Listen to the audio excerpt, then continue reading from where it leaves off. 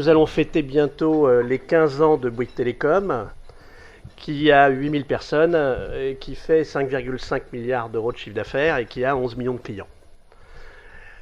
Quand on parle de l'innovation, c'est quelque chose qui est presque génétique dans notre entreprise. C'est le premier à avoir sorti le son digital, c'est le premier à avoir sorti la facturation à seconde, c'est le premier à avoir lancé l'Edge et l'Internet sur le mobile. On a été aussi celui qui, plus récemment, a lancé les premières offres 4P, dit 4P, qui retrouvent l'Internet, la télévision, la téléphonie fixe, la téléphonie mobile. Comment aborder l'innovation au-delà de l'expérience de Bouygues Telecom? C'est de regarder quand même le marché et de faire un rapide retour en arrière du marché, parce que ça me paraissait intéressant, parce que généralement, notre industrie des télécommunications va tellement vite qu'on oublie que ce qu'on disait hier n'est déjà plus vrai aujourd'hui. Dans les années 2007, 31% des clients pensaient éventuellement faire un MMS, 23% d'utiliser la visioconférence, 16% la radio et 15% la musique. C'était 2007, c'était hier.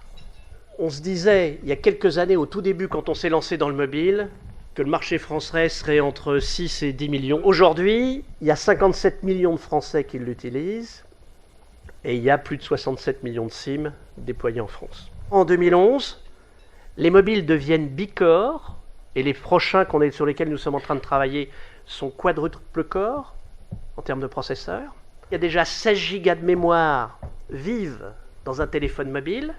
C'est pratiquement le micro-ordinateur d'il y a 3 ans dans votre poche. Face à ces outils, à cette technologie, notre modèle va devoir changer et s'adapter et va vivre de nouvelles transformations.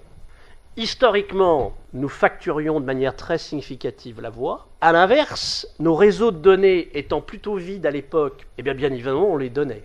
Un smartphone aujourd'hui, c'est 400 mégaoctets. Donc en 4 ans, on a pris 400%. Et donc, l'espoir de penser que le transport de l'ensemble de ces informations à terme pourrait être illimité pour 3 €, j'ai le regret de vous annoncer que probablement pas. Je crois que le business model dans lequel nous étions dans le passé va devoir changer. La bonne nouvelle, c'est que les usages de cet outil vont continuer à exploser. Ceci pour vous dire que quand je vois les perspectives, on va être encore confronté à des ruptures. Il va falloir innover. Aujourd'hui, dans la téléphonie autour de la voix, nous avons tous environ entre 600 et 1000 plans tarifaires pour segmenter la voix et le marché de la voix.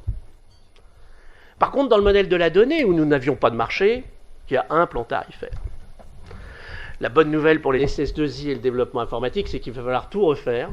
C'est-à-dire que la data, on peut imaginer les mêmes segmentations, les plages horaires, on peut travailler sur le débit, on peut travailler aussi sur la prioritisation dans nos réseaux. Et donc tous ces mélanges-là vont amener des combinatoires encore plus importantes que dans le domaine de la voix. Le deuxième phénomène qui est important, c'est quand on regarde la téléphonie mobile seule, on regarde qu'une petite partie du multimédia du futur, puisque notre conviction, c'est que la télévision, l'ordinateur et le téléphone mobile vont devenir un espace dans lequel l'ensemble des applications vont interagir, devant se retrouver dans des formats de taille différentes, mais en remplissant des fonctions assez proches, parce qu'il y a un souhait excessivement fort pour avoir une continuité de ce service.